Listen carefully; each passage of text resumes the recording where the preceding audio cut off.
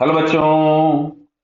यहाँ लिखा है glass ball collides with a smooth horizontal surface. Surface अगर स्मूथ है तो सरफेस के पैरेलल कोई एक्सटर्नल फोर्स एक्ट नहीं होगा, तो सरफेस के पैरेलल मोमेंटम में कोई चेंज नहीं होगा। एक्स जेड प्लेन, यानी प्लेन अगर एक्स जेड है तो उसका नॉर्मल होगा वाई एक्सिस के लॉन्ग। क्लियर है?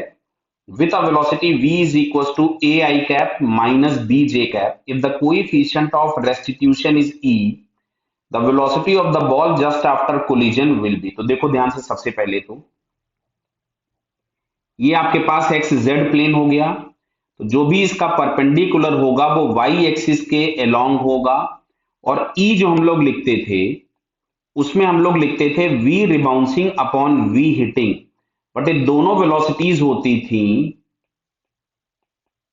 along the common normal. क्यों? जो कॉमन नॉर्मल होगा वही लाइन ऑफ कोलिजन होगा, बिकॉज सरफेसेस स्मूथ दिए हैं। अगर सरफेस पे कोई फ्रिक्शन होगा तो हॉरिजॉन्टल डायरेक्शन में भी एक इंपल्स एक्ट होगा, जिसकी वजह से कॉमन नॉर्मल हो सकता है कि लाइन ऑफ इंपैक्ट ना बने। बट अगर सरफेसेस स्मूथ है तो जो भी फोर्स एक्ट होता है वो केवल और केवल सरफेस के परपेंडिकुलर एक्ट होगा, तो उसी डायरेक्शन में इंपल्स एक्ट होगा, उसी को हम बोलेंगे लाइन ऑफ कोलिजन। और ई में हम लोग रिबाउंसिंग और हिटिंग लाइन ऑफ कोलिजन के अलोंग ही लेते हैं। तो मान लेते हैं ये पार्टिकल दिया गया था, इसका इनिशियली कुछ इस डायरेक्शन में मोशन था, ये ऐसा आ रहा था, और कोलिजन के बाद मान लेते हैं ये वो किसी इस डायरेक्शन में चला गया। इस एंगल को मैं कुछ भी अल्फा लिख देता हूं।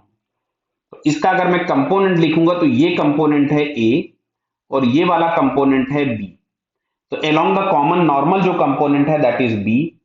अभी अभी बात हुई कि सरफेस अगर स्मूथ है तो सरफेस के पैरेलल अगर कोई भी फोर्स एक्ट नहीं हुआ तो सरफेस के पैरेलल कंपोनेंट में कोई भी चेंज नहीं होगा, मतलब ये ए का ए ही रहेगा।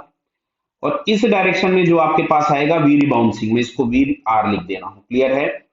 तो V R is equal to हो जाएगा ई टाइम्स वी हिटिंग, और हिटिंग कंपोनेंट थी अलोंग द कॉमन नॉर्मल जो था दैट इज बी, तो ये हो गया ई इंटू बी। ये आपको मिला ई इंटू बी, दोनों परपेंडिकुलर हैं। तो फाइनली जो रिबाउंसिंग स्पीड होगी that is under root of A square plus E B का होल स्क्वायर, मतलब ई स्क्वायर बी स्क्वायर। ये तो हम लोगों के पास हो गया स्पीड, जो कि हम लोगों को सेकंड ऑप्शन में ही दिया हुआ है केवल। अब चलो हम एंगल भी निकाल देते हैं। तो एंगल अगर आपसे बोला गया था वर्टिकल के साथ ये अल्फा, तो दिख रहा होगा बेटा आप सभी लोगों को, tan alpha is equal to हम लिखेंगे परपेंडिकुलर, ये होगा परपेंडिकुलर अपॉन बेस, ये होगा बेस। तो परपेंडिकुलर हो गया ए और बेस हो गया हम लोगों के पास ई बी।